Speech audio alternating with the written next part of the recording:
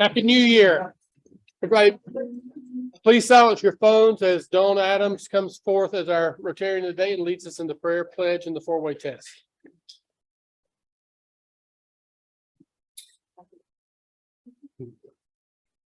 Okay. Everybody gets one. Lord, we thank you for this time together. We appreciate you bringing all of us together safely, and we appreciate all the fellowship that we get in this meeting. We appreciate the food that you give us. We bless it to our bodies in Jesus' name. Amen. Amen. Pledge allegiance to the flag of the United States of America, and to the republic for which it stands, under God, indivisible, with liberty and justice for all. All righty, y'all gonna have to help me with this. I don't know this week. First. Is it true? Second. Is it fair to all concerned? Third. Will it be Fourth. beneficial to all concerned? And fifth. Is it fine? Thank you, Dawn. All right. William, do we have anyone on the prayer list? Nope. The blessing. Awesome. Do you have any announcements? Anyone have any community announcements or anything? All right, we've got a few thank you notes that Laura has brought here. Our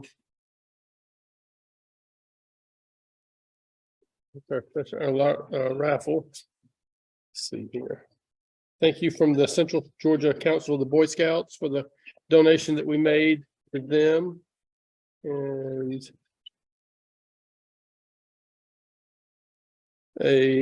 one from the Board of Education for the $1,500 that we donated there to the REACH Scholarship. And then let's see, it's just a Christmas card. All right. Greg, we have guests today. I don't believe we do have any guests today. Other than our guest speaker who will be introduced shortly. Okay. We're going to ask our guest speaker to select a ticket if you would and hand it to me. You don't want a rifle? There you go. Oh Lord, Tom, you got your glasses. Last three digits are 969.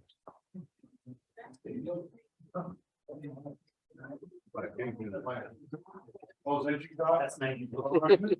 Now, wait, Queen of Hearts or Queen of Spades? All right, so Queen of Hearts.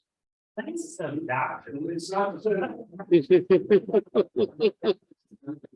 Thank you, so appreciate it.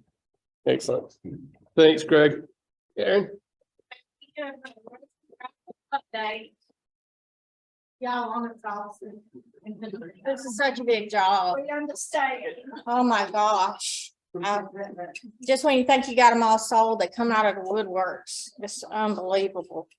We thought we had them all sold, and then some come out of the woodworks. 10 came out of the woodworks, 2 got sold. I purchased 2 myself.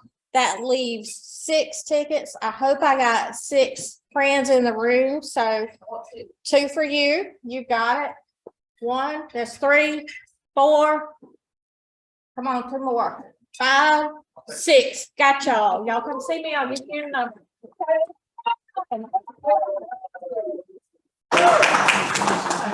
All right, we got you. Thanks, Aaron. Hey, everyone. Happy New Year. Thank you so much for coming today. I want to welcome an amazing woman as guest speaker who has been involved with the community for many years as a children's advocate and support of a lot of wonderful programming. She has been with Family Connection for 10 years as coordinator, and now she's more recently with Community and Schools as executive director. Everybody, please welcome Miss Janet Cabin.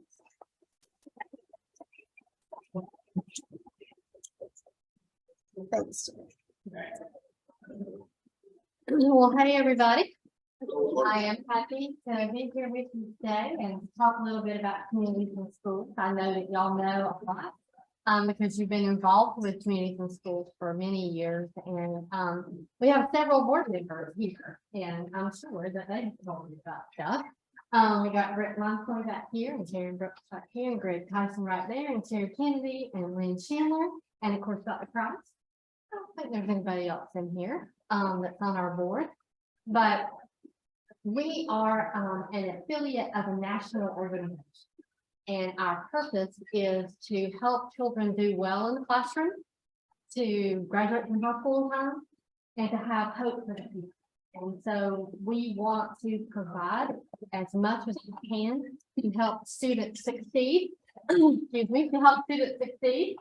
And if you don't already know, a third of the children who live in Baldwin County who are under the age of 18 live in poverty.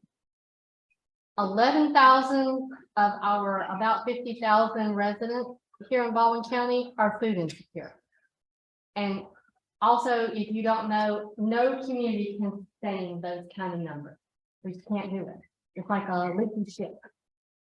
And so an organization like Communities and Schools is here to bring in resources to help provide opportunities for our young, so that when they get to an employable age, you will want to hire them to work for your business. In 2022, we brought in $750,000 to this community. In 2023, we're on track to do the same thing.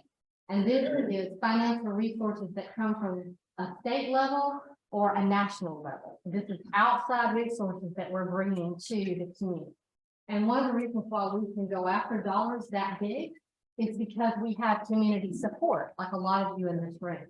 We can leverage the dollars that we receive from, say, the Baldwin County Board of Education or the Baldwin County Commissioners, and be able to prove to national and state level funders that we have the capacity to use their dollars wisely. And so I have with me today, if you're interested, I always take a pass out pieces of paper, and then people are like, what am I supposed to do with this? So I want you to know that we have a report for communities and schools, so you can actually see real numbers about what we do. And I just want to share a couple of those with you. Of the students that we are working with, and that's from the Early Learning Center all the way through Baldwin High School, and then we also work with Central Georgia Technical College. 84% of the children that we work with have improved their academics over the school year. 100% of them, and this is huge, have had improvement in behavior, which makes their being able to stay in the classroom and learn at a much greater rate. We have 87% that improved their attendance. 97.4% of the children that we're working with are promoted to the next grade level, and 100% of them are staying in high school to graduate. So we have a very strong impact on what we do in this school, and it's a very tangible kind of thing that we do. We're providing things like school uniforms, school supplies, hygiene, food for the week, winter jackets, all of that, which I know a lot of times people will think, well, that's not a whole lot. But for children who live in poverty and who don't have it, knowing that somebody is providing it for them when their families can't do that for them makes a huge impact on their ability to do well in school. We also are very, very concerned about the health and well-being of all of our students, and this includes physical as well as mental health. And one of the things that we partnered with through the school system, Georgia College and Community Health Care System is the Be Well Clinic, the school-based healthcare clinic that's located at the Early Learning Center. And so we're able to help provide physical and mental health care for all the students in the county, as well as their immediate families, all the employees of the school system, as well as their immediate families. This is a complete game changer, because if you're being raised in poverty, you're not getting what you need. And one of the things that you're not getting is preventative care along the way. So things that are tiny issues in the beginning become huge issues. And then all of a sudden we have the need for the community to step in and make a difference in kids' lives. And so I just want to give you a personal example of what that looks like. My oldest son teaches math in DeKalb County schools. His wife, my daughter-in-law, is a nurse practitioner at Eggleston Hospital. They have 2 kids. The youngest is my granddaughter, Sammy, who's 2. Sammy has cerebral palsy. Now, you would not know that by looking at her, but she has a lot of things where she's been developmentally delayed in walking, talking, all of that. My son and daughter-in-law have the resources and the ability to provide for what Sammy needs from the very beginning. So when she was struggling with learning how to walk, she had physical therapists helping her do that. She has a speech therapist now helping her to talk. If we lived, or they lived in poverty, Sammy might not have gotten what she needed until she was way on down the road, until we saw her in the school system, which could have been at the age of 3 or 4. Now imagine a child not getting what they needed until they get to be 4 years old. There's some things, y'all, that will never be able to be replaced in that time period. They will always struggle. Sammy's going to get to the point where people are going to say, she's got cerebral palsy. I mean, I wouldn't even know. So we are very fortunate, but think of all the kids in our community who do not have that kind of ability to get their needs taken care of. And let me just say this out loud to you. It is never a child's fault that they are born into poverty. It is never a child's fault that they don't have what they need to go to school or have enough food to eat on the weekend. It's never their fault. We want to be a community that can surround these kids with people who care about who they are and want to make a difference in their life, so that 50 years from now, there won't be a need for somebody like me. There won't be a need for an organization like Communities in School, because our kids will be thriving. And people will say, Milledgeville used to have a bad problem when it came to poverty. That's my hope and dream. And there's a lot of ways that y'all can make a difference in that, individually and professionally. And so one of the other things that I brought with me today is just a flyer that we created called Together We Can. A lot of different things on here that you all can do as an individual, as a family, with your church groups, with your businesses, that can make a very strong impact on our schools. And one of the things that we do is to provide blessing bags, which is the weekend food bag for kids. And so I just want to tell you a story around a individual student that it made an impact on who they are. This is a little girl at the Early Learning Center. She's 4 years old. And Northridge Christian Church is the one who provides the blessing bags for the Early Learning Center. And she saw the bags that came into the school that day and the ones that were brought to her classroom. And she knew that she was going to get one of those bags. This is a Thursday, though, not a Friday.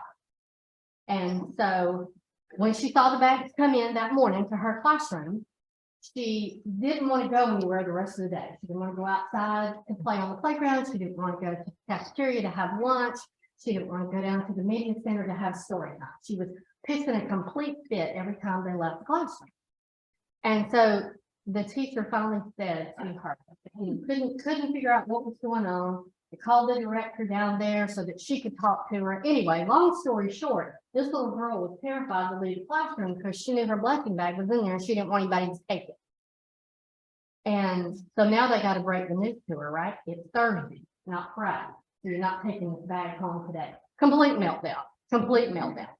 So they're like, what's happening? What's wrong? Anyway, she finally, in her little 4-year-old self, was able to get out. But when she left that morning to go to school, she didn't have breakfast at home because there wasn't anything at home to eat. She ate when she got to school.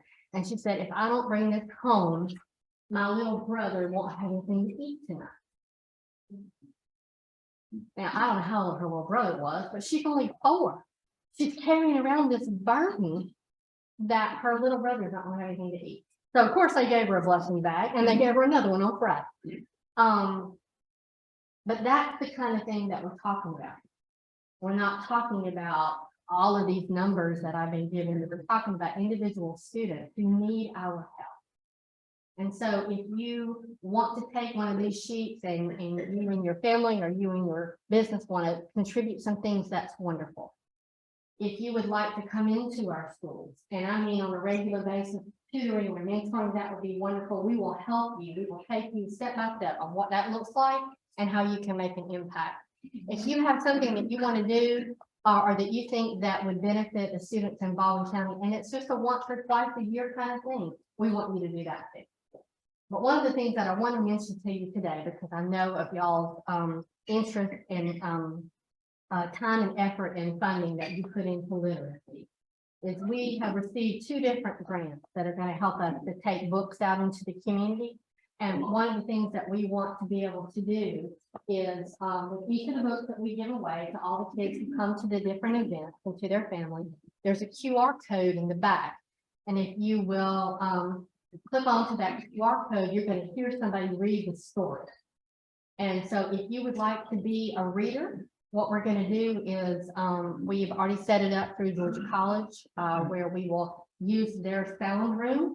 And one of the mass comm professors is going to help people read, because, you know, there's a way to read and then there's a way to read.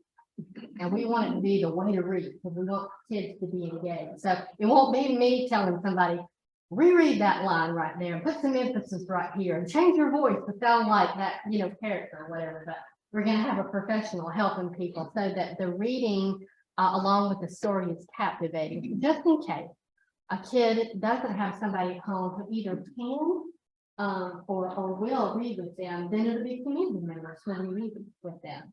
And so if there's a book that you love, that you've read to kids or grandkids, or that you have read to use, we will purchase that book and let you be the one to read it and have copies of it. I'm going to say this out loud to this room because I really want this to happen. You all know, or maybe you don't know, help me out here, y'all. Former football player at Georgia, and he wrote a book. What was his name? Several years ago. No, but in that era, oh shoot,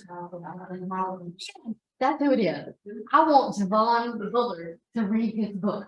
And because what I want is for kids to be really engaged in the book that they receive. So they hear Dr. Price, for example, my superintendent is reading a book to me.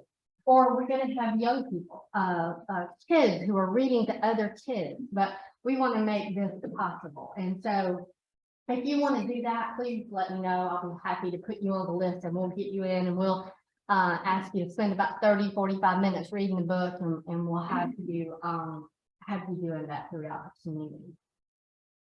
So I've covered a lot of different things. Let me ask any of the board members here, is there anything that y'all would want to say that I didn't say? Dr. Price, I see you. Yeah, I know that at the Rotary Club, we're looking for ways that we can impact our community and that we can make a difference. And one of the initiatives that we've been talking about, and we just haven't found a grant or have gotten the funding, is to be able to provide books to every child that's born in our community. From the time they're born to the time that they start school. They would get a book a month, every month for 4 or 5 years. And that would make a huge difference. It would be every child that is born in our community. Dolly Parton has a foundation that would match some of those funds. And I know once upon a time we had that program in our community, and because of funding it went away. I would love for us to bring back or reinstate that program to really focus on literacy and developing literacy, early literacy for every child in the community moving forward. So as we look at a Rotary Club initiative that we can fund, we have needs right here in our community. And the sooner they can do that, and I mean, actually mamas reading to babies while they're carrying them, from the time that they're born, all of that language development is so critical. I mean, if you look at the difference between the number of words that kids who live in poverty have heard compared to the ones who live in middle or upper middle class houses, we're talking about probably several million words that kids have heard before they get to kindergarten in a middle class home where it's a few 100,000 in a poverty situation, and that makes all the difference in development of your brain. So early literacy, like Dr. Price was saying, is critical to the community's health and well-being moving forward. I was gonna say the other one that, we need to mention is the one United Way. We have partnered with United Way if we want to talk about that, Reunited. Yeah, And yeah. what they're doing, and helping us to focus on reading. Right. We have been, I guess this will be the second year, right? That we have partnered with United Way on this program called Read United. And it's a very focused, intentional effort to help tutors who come into the schools know how to tutor and how to provide the right sort of support for kindergarten and second grade. And some of the grant funding that I was mentioning is going to help us to continue that on in the 2023-24 school year as well. But Read United actually goes up to the third grade. So the ideal is moving into the academies as well. Because again, a lot of people who are willing to help sometimes just don't know what to do. They don't know how to go about what does it really mean to tutor somebody who's struggling in reading. And Read United helps to provide that foundation that our site coordinators are overseeing. Anybody that comes in is able to get that strong foundation and really feel like you're making an impact with the student that you're working with, or students. Sometimes it might be 2 or 3 that you're working with. And it's been a game changer in helping, because those kids that I'm talking about, kindergarten through second grade, they're COVID kids. I don't know when it is that we're going to make up for everything that they lost during the time that the students couldn't be in. Anybody else want to say anything? We do such amazing work, and we have this tremendous partnership with Georgia College. So does anybody else in here work for a nonprofit? I know Jennifer's not here today.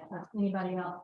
Okay, nonprofits are always struggling, right? I mean, they borrow and steal whatever it is that we need, you know, from just the community in general. But because communities and schools is under the umbrella of Georgia College, which we are the only affiliate involved with communities and schools across the nation that has that relationship being embedded within a university, we do not have to worry about stuff like HR or IT or legal, because we call Brett and ask him, what are we supposed to do now? And because of that, y'all, we can use our resources to go directly to the kids and their needs throughout the school system, and it makes such an impact. Now, if y'all see me sometimes and I look like I'm drowning in red tape, I probably am, because anytime you deal with institutions, you know that's part of the deal. But it provides us such a strong foundation that the money that we're able to leverage because of that relationship and because of the very close relationship we have with the Baldwin County school system, where we're really partners in all of this, we're able to do so much more work. I don't have to tell you all that there's like 1,000 different ways I could tell you that we are blessed to have Norris Price here in our community. But Dr. Price came from Athens, Clark County, and they had communities and schools up there. So because she saw how it worked up there, then the support that we've had to continue to work on now has really made a huge impact. So yes, here. There's so many wonderful things that are going on in CIS, but one of the things, and I know you've talked about it prior, but tell them about the Be Well Clinic. It's so unique, and maybe some folks here haven't heard about it. Yeah. We were approached several years ago, 8 or 9 years ago, by the Emory Healthcare System, and they wanted us to start a healthcare clinic in a school down here in Baldwin County. And for the first 2 or 3 years, it was like, yes, of course, we'd love to do that. Where's the money gonna come from? And through that partnership that I was telling you about between communities and schools, the school system, community healthcare systems, and college, we were able to get a $2.3 million grant. And part of that grant was to begin the school-based healthcare clinic. And the visionaries, and I don't know who all that, might be somebody in this room, who helped build or design the Early Learning Center all those years ago, already put a healthcare clinic area in the school. So that was one thing that we didn't have to worry about where we were going to go. There was already a spot for it. So when you walk into the Be Well Clinic, it looks just like your regular doctor. The reception area, the exam rooms, the lab, all of that is there. And so if a child, let's say, comes to school one morning and he or she is having a headache, instead of having to call mom and daddy get off work and come to school, take the child to the pediatrician, we can have them seen at the Be Well Clinic. Or if, let's just say they're at the high school and the nurse over there can have the equipment to do a telehealth visit. So you can have the nurse practitioner, the child, along with the school nurse, and their parents on the telephone call. And so come to find out, well, he's got a sinus infection. Okay, got a sinus infection, so we'll get the prescription going. We'll take care of all that. Nobody had to get off work. Child gets what they need, and then they can go back to class. That's kind of the ideal about how all this happens. But we're also able to do preventative and well care through there. We have a nurse practitioner who is a mental health care provider. And so they're able to do things in the school with the students or individually with the child and their family. But it's kind of a one-stop shop. Now, it's not necessarily an urgent care center in that regard, but they work really hard to get the kids who need to be seen in a timely fashion, whether it be in the clinic or through the telehealth visits. We're able to do that. And again, Dr. Price, I don't have numbers, and we probably need to work on that some just to see the impact that the healthcare clinic has made, you know, in the last year, so that we can share that with the community as well. But the numbers of students and their families, or employees and their families that are being able to be seen right there, has made the ability to be able to take care of your healthcare needs, especially if you don't have insurance, a much more viable possibility for our community. Well, I have, like I say, I have the sheets that I brought, and y'all are welcome to come up and get one or two of those to take with you. If you have any questions you want to ask me personally, I'll be around for a little bit. But thank you all for what you do. Thank you for continuing to support our community in this way, and thank you for having me today.